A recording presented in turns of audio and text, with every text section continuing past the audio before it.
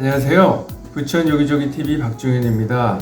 요즘 우크라이나 사태로 인해서 국제적으로 인플레이션이 증가하고 있는데 이 인플레이션을 잡기 위해서 계속 금리를 인상하고 있습니다. 그래서 금리 인상으로 인해서 부동산 시장이 많이 냉각되고 있는데 부동산 시장에 대해서 한번 정리해 봤습니다. 먼저 부동산 시장 동향을 파악하기 위해서 부동산 빅데이터 업체인 부동산 지인 자료를 활용해서 부천 아파트의 시장 강도와 거래량을 통해 부동산 시장을 평가를 해봤고, KB 부동산 자료를 활용해서 아파트 매매와 전세 시장 동향을 파악했으며, 한국부동산원 자료를 활용해서 수도권 아파트에 대한 서울과 외지인들의 매수세 증가 지역을 파악을 해봤습니다. 먼저 부천시 아파트 시장 강도를 보면 2009년부터 2022년까지 X축이 되겠고, 시장 강도는 파란색 점선이 시장 강도 0이고 붉은색 점선이 시장 강도 100이 되겠습니다. 그래서 매매 시장 강도는 요 초록색 선이 되고 매매가 변화는 요 보라색이 되겠습니다. 그래서 시장 강도는 아파트 시세 변동을 모아서 일정 기간 누적시킨 값으로 시장 강도는 시세보다 선행한다는 경향이 있습니다. 그래서 시장 강도가 0 이상이면 상승, 0 이하면 하향 추세, 100 이상이면 과열시장이라고 얘기합니다. 그래서 상승기는 거래량이 증가하고 가격이 상승하며, 하락기에는 거래량이 감소하고 가격이 하락합니다. 시장 강도로 부동산 시장의 상승 또는 하락 강도를 파악할 수 있고, 시장 강도는 해당 월의 강도만 보아서는 이해하기 어렵고 종전의 추세를 감안해서 분석을 해야 합니다. 그래서 참고로 2020년 초반부터 2021년 중반까지는 시장 강도가 급격하게 상승해서 과열시장이라고 얘기할 수 있겠고, 반면에 2021년 하반기부터 최근까지 시장 강도가 급격하게 냉각되고 있다는 것을 알 수 있습니다.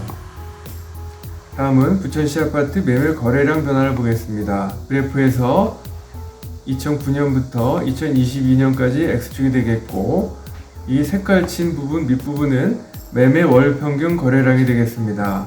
매매 월 평균 거래량은 10년 동안 매월 거래량의 평균값을 얘기합니다. 예를 들어서 2022년 5월 월 평균 거래량은 2012년 5월, 2013년 5월, 2014년 5월 등 2021년 5월까지의 10년 평균 거래량을 나타납니다. 그래서 예를 들어서 2022년 5월의 월 평균 10년 거래량은 804건이 되겠습니다. 매매 거래량은 해당 월의 매매 거래량을 나타냅니다. 그래서 예를 들어서 2022년 5월 달에 매매 거래량은 277건을 나타내고 있습니다. 그래서 10년 평균 거래량 대비 해당 월의 거래량을 비교해서 해당 월에 활발하게 거래되는지를 평가하는 그래프가 되겠습니다.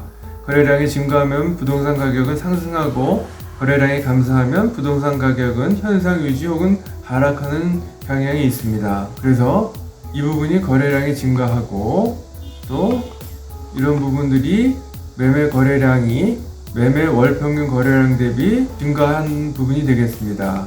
이 밑에 부분이 거래량이 감소하고, 또 그리고 최근에 거래량이 급격하게 감소하는 것을 알 수가 있습니다. 그래서 부천시 아파트의 시장 강도와 거래량을 한 그래프로 다시 정리를 해보면, 거래량이 증가하면 시장 강도가 증가하고, 증가하면 상승, 증가하면 시장 강도 상승, 증가하면 시장 강도가 상승을 하고, 결론적으로 매매가가 상승을 하는 것으로 알 수가 있습니다. 그리고 시장 강도가 최근처럼 감소하는 추세일 때는 시장 강도가 하락해서 최근에 거래량이 10년 평균 거래량 대비 많이 감소하면서 시장 강도는 하락으로 전환되어 0 이하가 되면서 매매가가 하락하게 되었습니다. 다음은 KB국민은행 리브부동산의 매매 수급 동향을 통해서 매매 우위 지수를 봤는데요. 매매 우위 지수는 0부터 200 범위이며 100을 초과할수록 매수자가 많다, 즉 매도자 우위 시장을, 100 미만일 경우에는 매도자가 많다, 즉 매수자 우위 시장을 의미합니다. 그래서 2021년부터 2022년까지의 서울의 매매 우위 지수는 그래프와 같고, 경기도는 붉은 그래프가 되겠습니다. 2021년 초반까지만 해도 부동산이 계속 오르고 있어서 정부에서는 이사 대책을 발표하면서 공급 확대에 대한 기대감으로 매수 심리가 급격하게 감소했다가 이 조기 공급 확대 가능성이 낮아서 매수 심리는 다시 증가하게 되었습니다. 그랬다가 2021년 10월경부터 대출 규제와 금리 인상 등이 시작되면서 결론적으로 2021년 10월경부터 매도자가 많은 매수자 우위 시장으로 전환돼서 특히 최근에는 매물이 많이 쏟아지고 있고 매수세는 거의 끊긴 상태가 되겠습니다.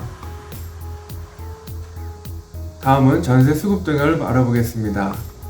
전세 수급 지수는 0에서 200 범위 이내이며 지수가 100을 초과할수록 공급 부족 비중이 높음을 나타냅니다.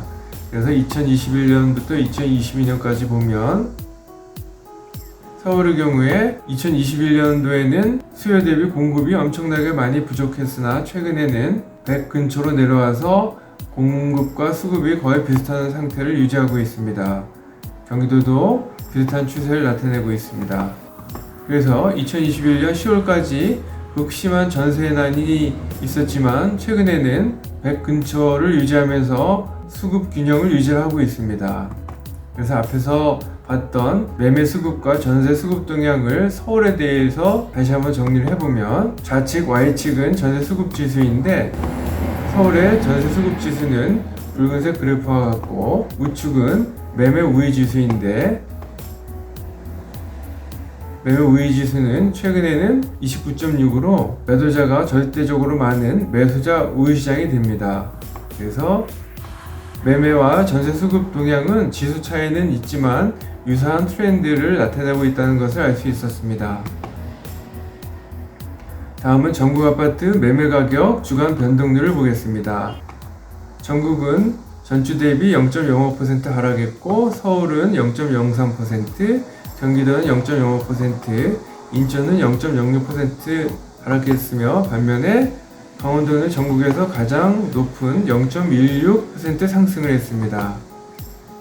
수도권 아파트의 매매 가격 주간 변동률을 보면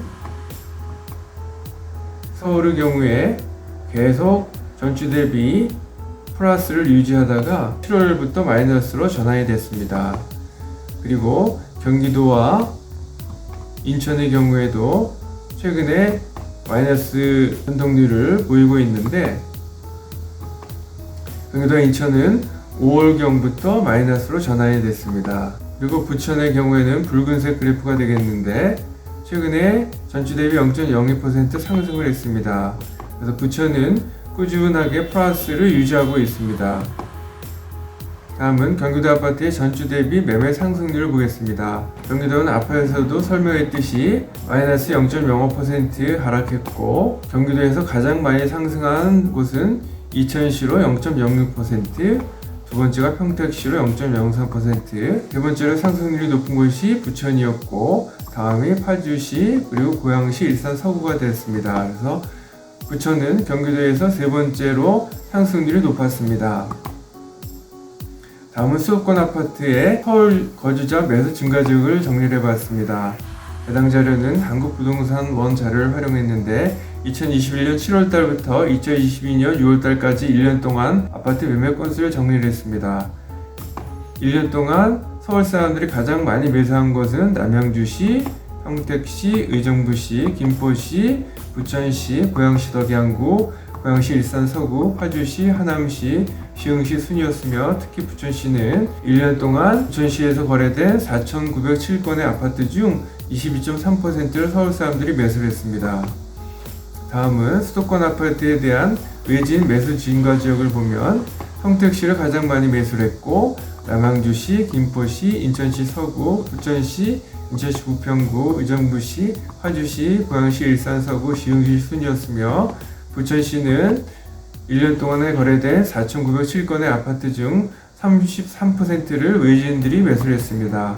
그만큼 부천의 각종 호재로 꾸준히 부천 아파트에 대해서 관심이 증가하고 있다는 것을 알 수 있었습니다. 결론은 매매 시장은 2021년 10월부터 매도자가 많은 매수자 우위 시장으로 전환이 되면서 거래량이 급감하고 있고 전세 시장은 임대와 임차 시장이 균형을 유지하고 있으며 매물 전세 시장은 유사한 트렌드를 보이고 있습니다.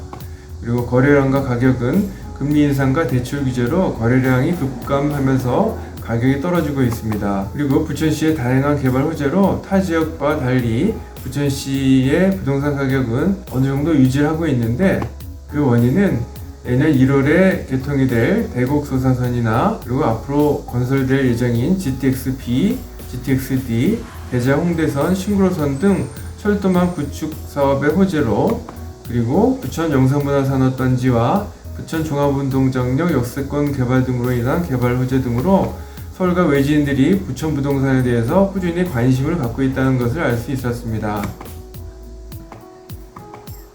본 동영상과 관련해서 전화 주시면 성심껏 도와드리겠습니다. 지금까지 내용이 도움이 되셨다면 좋아요와 구독을 꼭 눌러주세요. 감사합니다.